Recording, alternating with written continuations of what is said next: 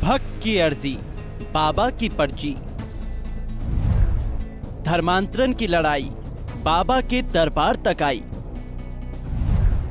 बाबा का दरबार, जहां धर्म का बदल गया चोला। बाबा बागेश्वर से मिलकर सुल्ताना बन गई सुरभि दासी। अगर बाबा का चमत्कार है तो जोशीमठ को बचा लो। बागेश्वर धाम के पीठाधीश्वर पंडित धीरेन्द्र शास्त्री लगातार चर्चा में बने हुए हैं। चर्चा ऐसी है कि खत्म होने का नाम नहीं ले रही है। गांव के नुक्कड़ से लेकर शहर के चौराहों तक हर जगह बाबा बागेश्वर धाम की चर्चा चल रही है। पीठाधीश्वर पंडित धीरेन्द्र शास्त्री को लेकर हर रोज कुछ न कुछ नया अपडेट सामने आ रहा है। शनिवार को धीरेन्द्र शास्त्री के मंच पर कुछ ऐसा देखने और सुनने को मिला जिसे देखकर हर कोई दंग रह गया। दरअसल बागेश्वर धाम के पीठाधीश्वर पंडित धीरेन्द्र शास्त्री इन दिनों छत्तीसगढ़ में रामकथा कह रहे हैं। शनिवार को बागेश्वर धाम सरकार के दिव्य दरबार में बिलासपुर की सुल्ताना बेगम ने हिंदू धर्म अपना लिया। हिंदू धर्म अपनाने के बाद सुल्ताना बेगम अब सुरभि दासी बन गई हैं। सुल्ताना ने धीरेन्द्र शास्त्री को अपना भाई बनाने की इच्छा भी जताई। इस पर धीरेन्द्र कृष्ण शास्त्री ने सहमति जताई और इसके बाद रविवार को विधिवत सुल्ताना बेगम ने आरती कर अपने भाई धीरेन्द्र कृष्ण शास्त्री को राखी बांध दी। वहीं अब आचार्य धीरेन्द्र शास्त्री को लेकर मचे बवाल पर विश्व हिंदू परिषद के नेता चंपत राय ने तीखी प्रतिक्रिया दी है। उन्होंने कहा कि ईश्वरीय शक्ति है जो किसी को भी मिल सकती है। आलोचना करने का भी सबको अधिकार है। आपकी श्रद्धा नहीं, आप मत जाइए। जिसकी श्रद्धा है आप उसे रोकने की कोशिश करिए। रुक गया, नहीं रुका, नहीं रुका। तो मैं इन विषयों में ज्यादा पढ़ता नहीं हूं। शेष एक बात, कुछ ईश्वरीय शक्तियां रहती है जो जन्म से आ जाती हैं। उसमें यह भी एक शक्ति है।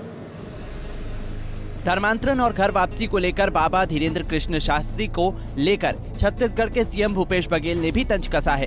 उन्होंने कहा कि जैसे जोशीमठ समाप्त होने वाला है, यदि चमत्कार है तो बचा लो। अब इस चुनौती को कोई स्वीकार करेगा क्या? तो सिद्धियां हैं, इससे आप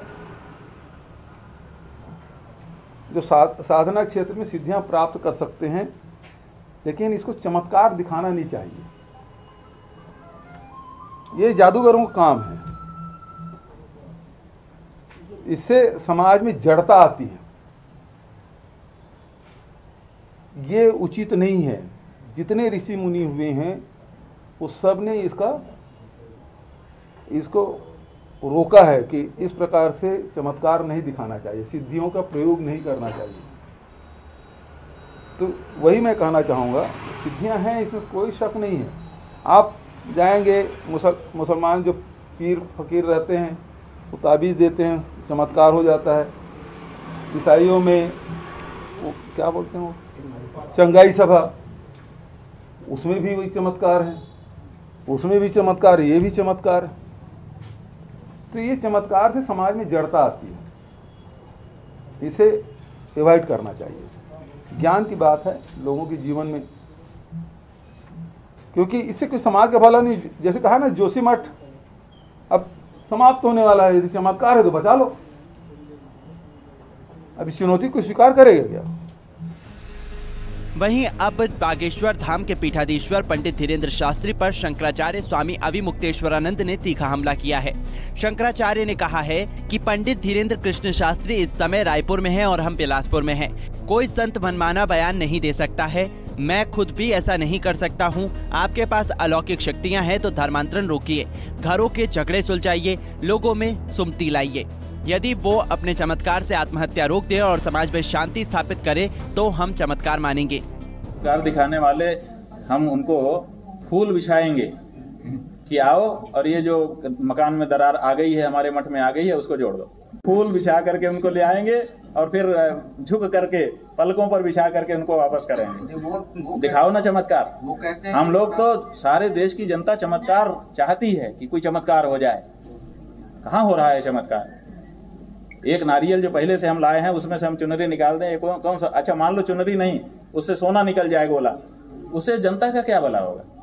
तो जो चमत्कार हो रहे हैं वो जनता की भलाई में अगर उनका कोई विनियोग हो तो हम उनके जय जयकार करेंगे, नमस्कार करेंगे, और नहीं तो ये चमत्कार जो है छलावा है, इससे ज्यादा कुछ। एक तरफ जहां पंडित धीरेन्द्र कृष्ण शास्त्री पर अंधविश्वास फैलाने के आरोप लग रहे हैं, जिसको लेकर पंडित धीरेन्द्र कृष्ण शास्त्री का विरोध हो रहा है, तो कई लोग उनके समर्थन में भी आने लगे हैं।